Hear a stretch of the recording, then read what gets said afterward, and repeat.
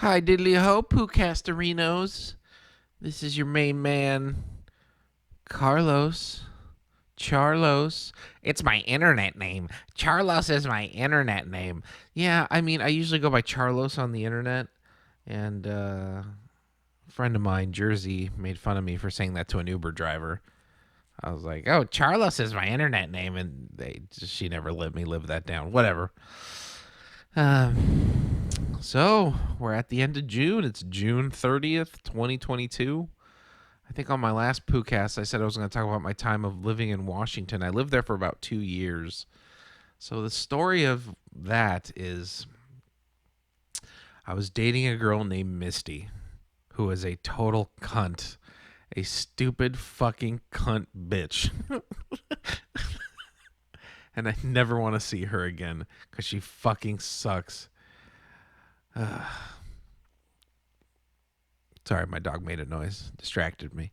Um, yeah, you know what? Speaking of my dog's a fucking asshole.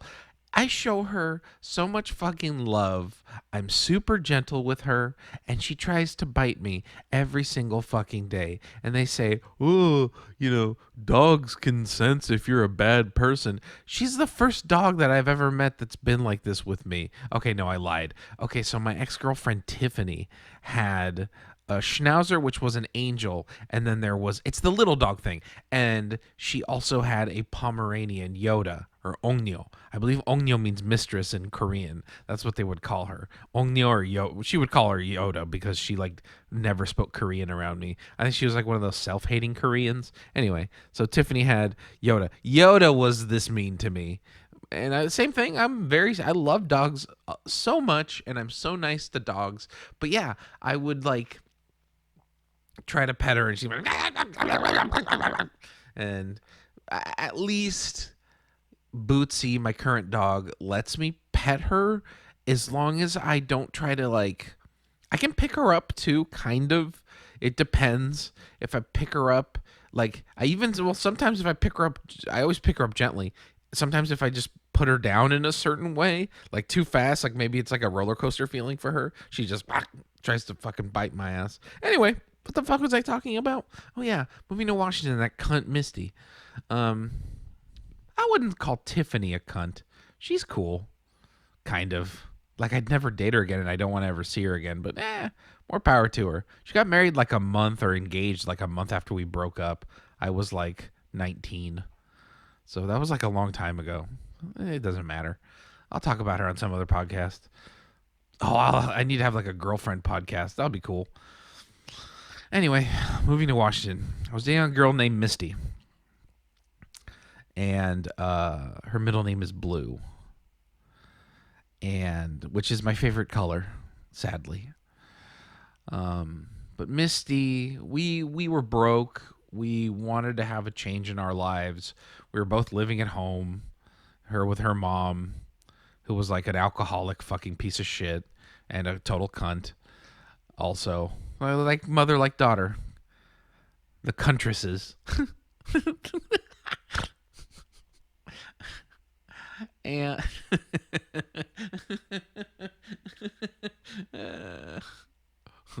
I am the Cuntress with the power of a super cunt. Uh, she did have a very tight vagina. That was cool. I think her best feature was her vagina. I'll just say that. And she had a big butt. That was pretty cool. She had a tight vagina and a big butt. That's probably what kept me in there. She was very pretty. I'd say that's what kept me. And just to make her feel bad, she had a fucking toucan nose. She was very self-conscious about her nose because it was gigantic, like a fucking toucan. I'm just kidding. That's fucked up. She did not have a toucan nose. She would always say that shit about herself. She didn't. She was a very pretty girl. She's just a cunt, a stupid fucking miserable fucking cunt. And I hope she's not a miserable cunt anymore. Hopefully she's doing good. I have no idea what the fuck is going on in her life. The last I know, she's in Japan somewhere. Like that's pretty much all I know about her. Anyway, so me and Misty were dating. We wanted a change in our lives, and we decided to become pot farmers with like a bunch of these hippies. There's a guy named Shen. There's some other guy named Roka. Roka's girlfriend, whose name I don't remember. Let's call her fucking Daisy. So it was Daisy, Roka, and Shen. And what the fuck was it? They came up with the name, I think, like Indigo Farms, something like that. Misty made like these little fucking folders. Like she was all in on it, and I was too. But at the time, nobody else had a job. I was the only one that could like secure work. So it was just a bunch of hippies. And I remember Roka said that he would only be part of it if we bought land up in Washington and he had his name on it, which we were completely opposed to because he wasn't going to put any money in. So we were like, nah. So like no proof that he could actually grow anything. He just wanted his name on a piece of land. So fuck that. He had to like prove himself and then he'd get like a piece of land, but whatever. So it never got that far. So we decided, okay, we're going to buy a piece of land up in Washington and we're going to grow pot because pot was just legalized in Washington. So I ended up being the first one to go up there. What happened was there was some job that I thought I got, but it fell through, something like that. So I ended up flying out to Washington in Federal Way, SeaTac, flying out to SeaTac and then renting a car, driving to Federal Way to have a job interview at a brand new McDonald's that was opening up. The McDonald's that I was interviewing at was already established, but I was interviewing for the position, maintenance position at a new McDonald's that had opened up in Tacoma. And I interviewed for the position and I got it, and they thought I was a weirdo. Later, they told me for flying out to a job for McDonald's. The plane ticket was only like $300, so I mean, I had the money, and I flew out to Washington, rented a car, and then in the meantime, also on Craigslist, I found a place to live. Like I was gonna live with a bunch of roommates, and with Ernie, the Mormon like fucking caterer that I lived at this house. He was subletting the house that they used during the summer to hold all of their equipment and all of their employees that traveled around the country to different fairs to cater food. They did food services at all the fairs around the country. So the Washington State Fair is a pretty big deal, and that was like one of his moneymakers. But I believe he was from Utah, and they may have lived in Montana. I don't know. They were it was like a circus. Every summer they would show up. The 2 summers I was there, they showed up with their kids and like a bunch of fucking random people and make a bunch of fucking noise and be super fucking annoying. But yeah, so I got in touch with them. I interviewed at McDonald's. I interviewed for the roommate position, to be a roommate. They were totally cool with it, and I flew back on the same day. So the plan was that I was going to be the first one that went up there, established himself, and then everybody else would follow. That was about the plan. Me and Misty were doing terribly in our relationship. We basically, I wouldn't say we were, I would say we were broken up. I was going to say, I wouldn't say we were together at that point, but we were having a lot of problems. There was a lot of stress, a lot of frustration financially. We didn't want to live where we lived, and we just wanted to get the fuck out. Thus the plan of going to Washington. But also at the same time, I had restarted doing Prozac. I was like 23, 24 I was like 24 at the time, 23. This was 2013, so I was like 24. Yeah, and they let me rent a car. That's weird. Oh, they must have charged me more. Something like that. Yeah, because it was 2015, so I was...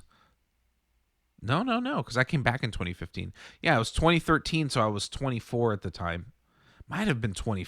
No, yeah, I was 24. God, this is what a terrible podcast. I'm just fucking fumbling around trying to figure out what age I was. It's okay. This is all just this. All of this stuff is just going to be stuff that everyone's going to listen to when I'm dead. Anyway, uh, um, so me and Misty and I weren't doing great, and we basically were broken up. We really weren't together, but we were still kind of together. I got back on Prozac and just basically I didn't give a during this time I was on Prozac, and whenever I'm on Prozac, I think it's because of the bipolar, it just makes me like this emotionless fucking robot. It makes me not give a fuck about anything or anyone. Ryan, who we had an episode, his stepdad had just died, and I basically just he needed me, and I still feel really bad to this day that I left. I should have stayed. He really did need me, and I just basically bailed. But I wasn't happy. I wanted to get the fuck out. I wasn't a happy person then. Way less happy than I am now. Like I get bouts of depression now. Back then it was like fucking horrible. So off I go to Washington State. I remember leaving Misty, and I was happy. I was so happy that I wasn't gonna have to see that fucking bitch anymore. And I pretended like I was like, oh, I'm gonna miss you, and da da da da. I don't even think we said we loved each other when I left. Like it was just fucked up like that. I don't really remember though. Maybe we did, but I don't remember feeling it at all. If I did, I was fucking lying through my goddamn teeth. And she was probably lying through her fucking teeth too. I don't know. She didn't act like she loved me at the end. Now this podcast is brought to you by eHarmony. You can't get pussy, you fucking idiot. So anyway, off I go in my 99 Toyota Corolla to Washington State. I had a job waiting for me, and I had roommates. And I remember my mom was like, I'm sorry if I ever did something to make you not want to stay here, which she did all the time. She was a fucking asshole. She never wanted me to fucking... What the hell? Oh, Discord. Oh, whatever. God damn it, everything's fucking going off. Yeah, my mom's didn't make me feel very welcome at home, but that's for another podcast. Nah, I'm never talking about that on the podcast in detail. I could tell my parents didn't want me living there anymore. I was in my 20s already. They probably wanted me to get the fuck out. So I did. So yeah, off I go. Within the span of 2 weeks, I went from just pitter-pattering around in Torrance to going to move to a different state all through my computer. I basically applied online. I applied online. I flew back and packed all my shit within like a week or two, something like that. So I'm driving up. I tried to make the drive in 24 hours because that's like what Google Maps said, but no, I had to stop. I think, when did I stop? It was after Wairika. I stopped in Oregon, I think, because I couldn't take it anymore driving. But I remember, I think I had worked that day. Yeah, I worked a full shift and then started driving. So basically, I was up for like 24 hours, something like that. It was fucking horrible. But I get to Washington State and just start fucking drinking. Woo-wee! Oh, man. I started fucking drinking. Within the first month of being there, I think I was drinking like every fucking day. And like the roommates, the place where I was living, because it was sublet by a Mormon guy, he didn't like drinking. He didn't like drugs. He didn't like any of that shit. And I didn't smoke pot then, actually. I had smoked pot, but I wasn't like an avid pothead. In Washington, I only smoked pot like 2 times. It was ridiculous. I should have been a total fucking pothead. Even though I wanted to grow weed, I was able to pass drug tests. It was, like I said, I was the only one who could get a fucking job out of that group of hippies into grow farms.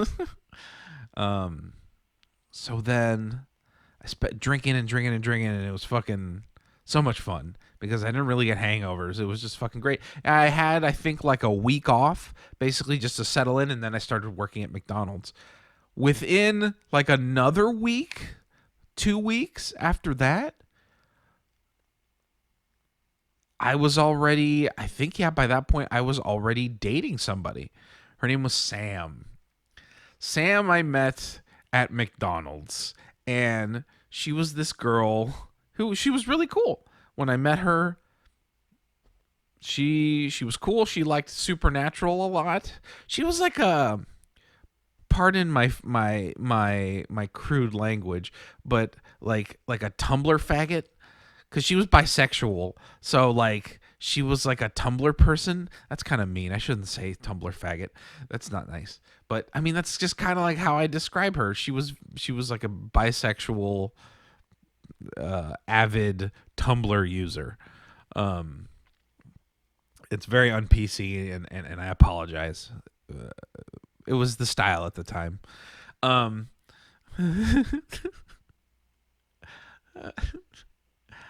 and yeah, um, I I liked her, but let's be real here. I had just gotten out of a relationship where, I had just gotten out of a relationship where I was very heavily emotionally invested. I mean, I basically moved to Washington to start a pot farm, a business with this girl that I really, and I was confused. I didn't know if I was going to be with Misty or not. I mean, the plan was for her to drive up there and whatever, but, or come up with all the other fucking stupid hippies.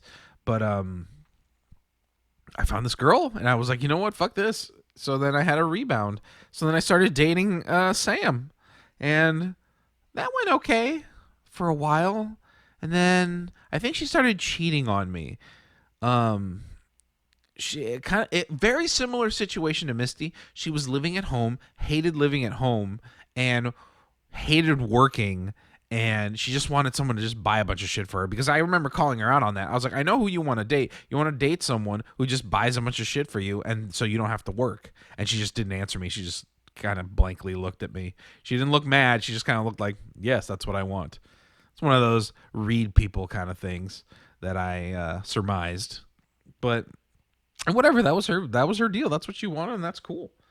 Um, so yeah, started dating Sam and drinking way too fucking much. I believe I eventually stopped taking the Prozac and I just kept drinking.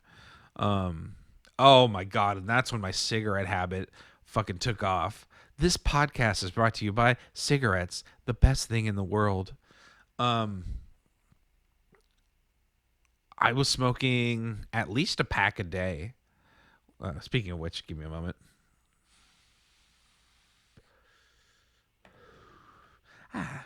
Um, yeah, I was smoking like a pack a day at least. I was chain smoking like a motherfucker. I was working at McDonald's. Then eventually, I found a job. I was working full time at McDonald's, and then I found a job working for the parks, which is still to this day been one of my favorite jobs. Um, Metro Parks Tacoma.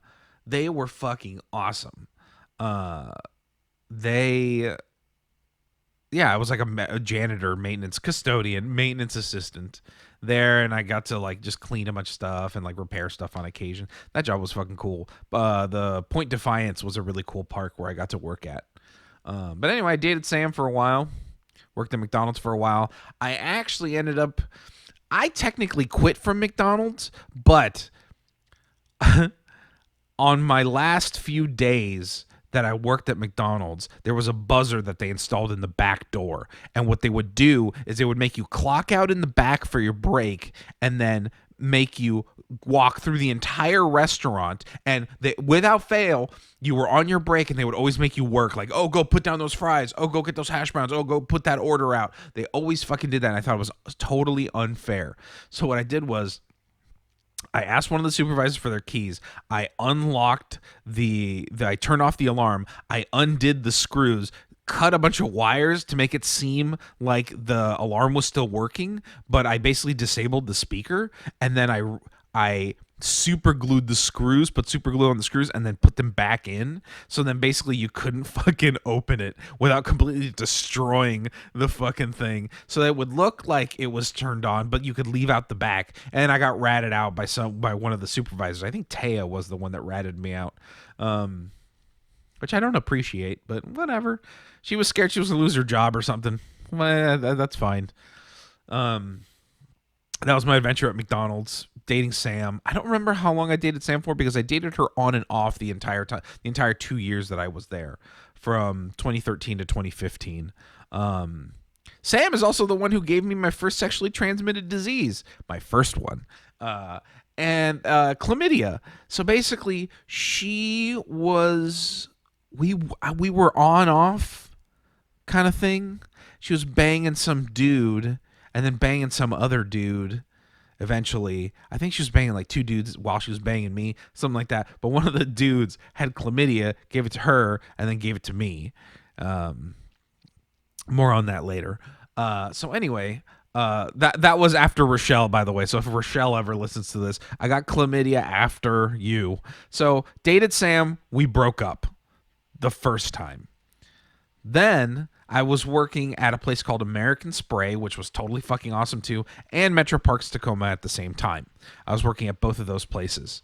So I was working, like basically I would leave my house at like 6:30 in the morning and come home at like 10 o'clock at night, Monday through Friday. That was like my most stable schedule that I worked the last year that I was there, the second year. But Sam and I broke up, and I think I was pitter-pattering around. I was trying to online date, and that shit just went terrible. I went on one date with some chick that we just weren't into each other, and that was fine. I don't even remember her name, but she was cool.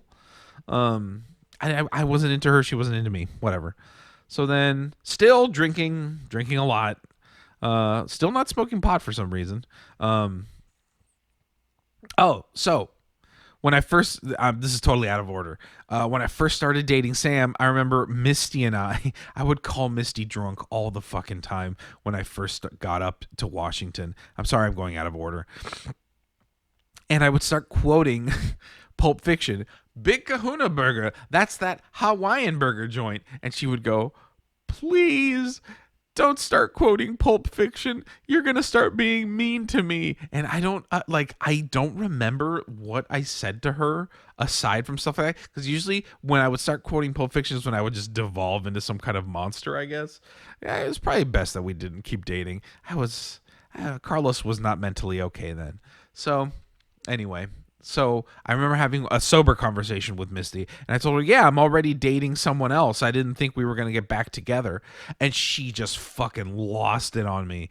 And she's like, what the fuck are you talking about? You said you were never going to be together again. Did I tell her that I was dating somebody else? No, I didn't. Okay, so then I was just basically, we're not going to be back together. This was after, probably a month after I was up there. And I'd basically given up on that, on the weed farm almost immediately that when I got up there, because I realized nobody else was going to be able to keep a job. I was going to be the only one that was going to be financially on the hook for any of this shit. So I gave up on that. And then I just decided to drink my life away up there. So anyway, fast forward, me and Sam break up. I'm working at American Spray and working at Metro Parks Tacoma, working way too much, smoking too many cigarettes, drinking way too much. Then Rochelle came into my life. Rochelle was a girl that I went to high school with, and I liked her back then, but I ended up dating her best friend. Was it Michelle? Fuck. I can't remember the girl I dated. Very briefly. It was a very high school relationship where it was very silly. But seeing Rochelle again, she never forgot about that. She's like, you dated my best friend. She was all fucking mad about that. But eventually we started kind of dating. I wouldn't say she was my girlfriend. She had just gotten out of this super abusive relationship. She was pressing charges on this fucking dude. Rightfully so. I guess he abused her. He hit her, and it was fucked up. It wasn't cool. But I remember one evening, so we started hanging out. I think we hooked up, we connected on Facebook, And then we started going on dates. Well, we started hanging out first. Um, and after a few hangouts, I don't want to call them dates because I don't know. I guess they were dates, but like it was a lot of people, so it was like hangouts. She invited me back to her place, so I'm like, all right, cool. I was like, so I was like trying to hook up with her, without chlamydia. I didn't have chlamydia at this time. I got chlamydia later, and then we walk into her apartment building, and this fucking random dude looks at me, goes up the stairs because it's a multi-level thing. We're waiting for the elevator, and then I hear him. He comes back down with the elevator, and he's like, "Who the fuck is this guy?" And I'm just standing there like, "What the hell is this fucking guy doing? This is fucking weird." Um, that was her ex-boyfriend. Apparently they still fucking lived together, and they like agreed to not be in the apartment at the same time, and he had friends that lived in that apartment. So like I was like marching in to this fucking place where I was like, I'm gonna get the shit beaten out of me. He was smaller than me though, but still, hey, small guys, you can't completely take them off the table. Like you have to be careful. You don't know who knows how to fight. Anyway, so this fucking dude is like, "Who the fuck is this guy?" And me and Rochelle, or I'm just standing there. She's like, "Shut the fuck up!" Blah, blah, blah, blah, blah. And then he goes away. Whatever. So then I walk into her apartment, and then so I'm gonna spend the night there. She doesn't want me to spend the night with her in her bed, so I'm literally just spending the night there for some odd reason. I don't like. I decided I didn't want. I think her apartment was very very close to the place where we were drinking, and I didn't want to drive. So I basically just stayed the night because I was too drunk to drive. I wasn't comfortable. I could have driven home, but I wasn't comfortable driving home. I had sobered up by then, and I just didn't want to drive home. I was tired, and also I was hoping maybe I'd get some pussy. Like that's really the real reason, I think. But it was like a combination of things. So she had me sleep on the couch. I immediately go into her kitchen, and I pull out a giant fucking kitchen knife. She's like, "What are you doing?" I'm like, "Well, is he gonna come into the apartment? No. Then you have nothing to worry about." So then I basically slept on the couch with a knife, a giant kitchen knife right next to me. Whatever, knocked out. I slept pretty good that night. She slept in her room. I slept on the couch. I woke up, played some of his video games, and then I go, "Rochelle?" She goes, "Yeah." She sounded like she was wide awake. And I go, "Okay, I'm going now." She's like, "Okay." Put the kitchen knife back and da-da-da-da-da. Later on, months later, I asked her, "Were you worried about your ex-boyfriend coming into the apartment?" And she goes, "I absolutely was." So I was right to sleep with that knife. Fuck that shit. I wasn't gonna get fucking killed in my sleep. Fuck that. I'm too fucking paranoid for that shit. What else happened up in Washington? Washington's also the place where I tried to kill myself. This is nice and into the podcast, so most people won't listen to this part. Yeah. Up there is where I tried to kill myself. I'll be quick about it. Basically, what happened was I was miserable. This was after Rochelle. I wouldn't say my drinking picked up. I think it was just as bad as it ever was. So this was basically when I was single again. And I always had a habit of drinking a lot and getting really depressed. I was a drunk crier, as I've mentioned on other podcasts. But basically what I would do is I would drink and then purposefully stuff pillows on my sides to sleep on my back, hoping that I would die in my sleep. I did that a lot, all the time. But this time, I was, like I said, it was after Rochelle had left. Rochelle moved back to California. She was in the process of actually moving back to California, I think, when we started dating. So we didn't date very long. I think we only dated like a month or two, something like that. No, not very long. But she was already planning on moving back. And I asked her to stay, and she didn't. And that's fine. I have no ill will towards Rochelle. I think she's great, but it just didn't work out between us, between two adults. So then I was by myself up in Washington again. I was single That's what I mean by myself. And I got really drunk one night, and I just decided I wanted to die. So what I did was, I believe Robin Williams killed himself in the same fashion as well. I took a belt and put it on a doorknob, and I tried to hang myself on a doorknob. I remember the feeling. The feeling was horrible because everything started kind of going dark, and I started freaking out. And of course I just basically had to just stand up. I was hoping I had enough of a desire to die that it would just kind of let me do it, but I didn't. Obviously I'm still here. I got up and I just started crying, and then I fell asleep. I was fucking hammered. And that's my story of me trying to kill myself in Washington. So then a little bit later, probably like another month or two later, me and Sam started talking again. And this is the time where she was hooking up with the dude that gave me chlamydia. But me and her were basically hooking up too. And then, so what ended up happening was, we were hooking up. We were hanging out with my friend. This is also the time I was hanging out with my friend Jerry and Brent. Brent, I think that's her name. Fuck, I can't remember her goddamn name. I think her name is Brent.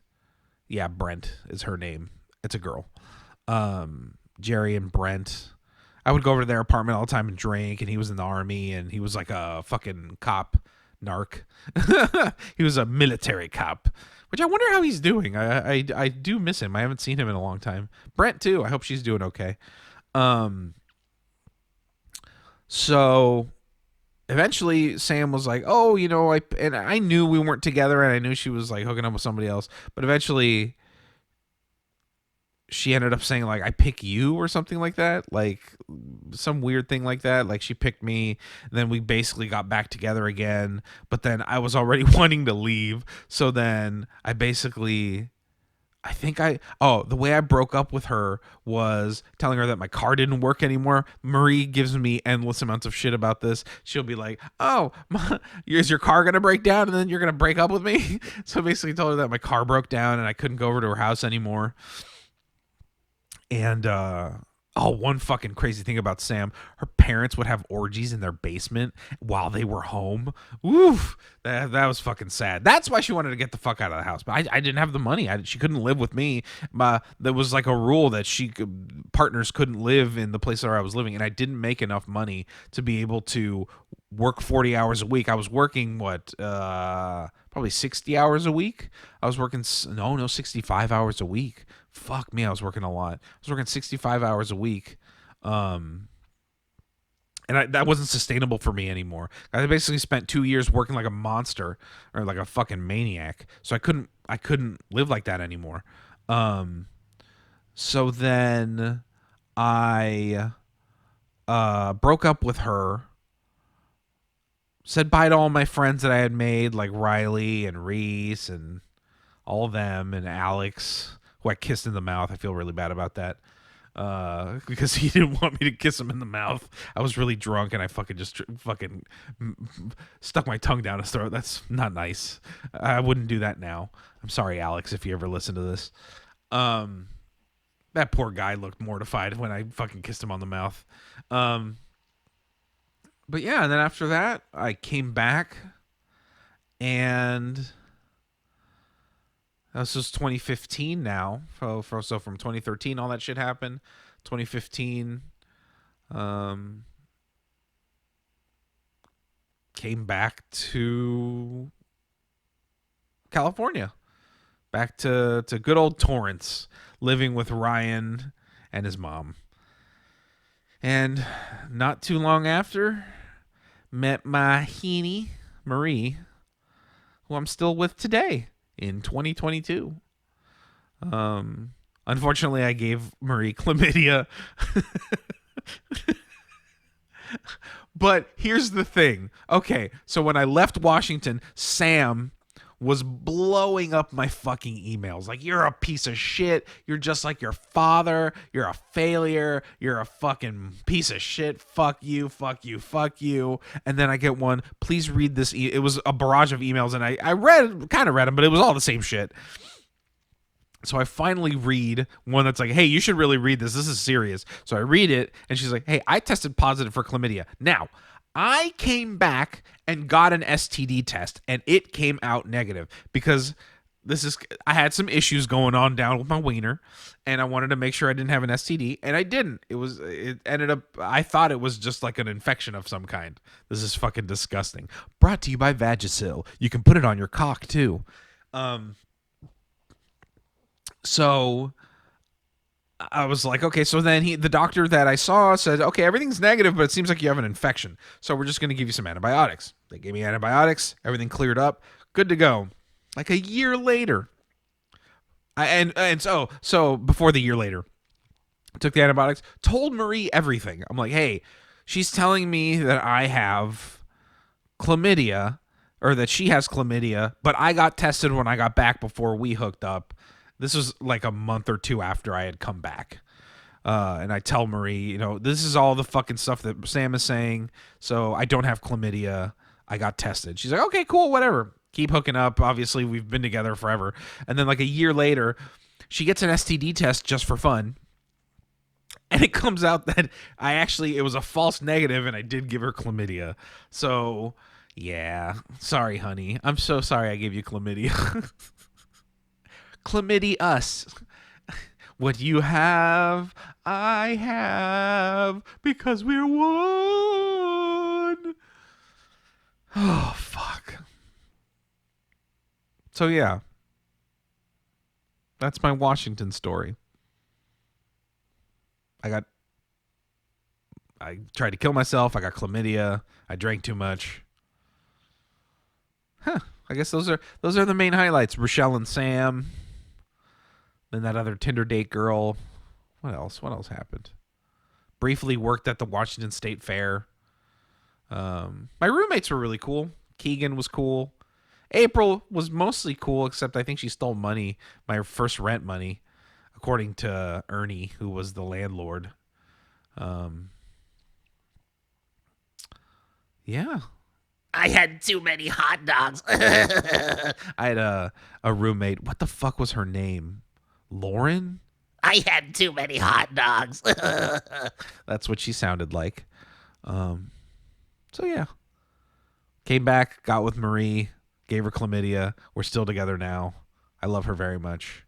And guess what? I love all of you. Thank you so much for listening. Goodbye.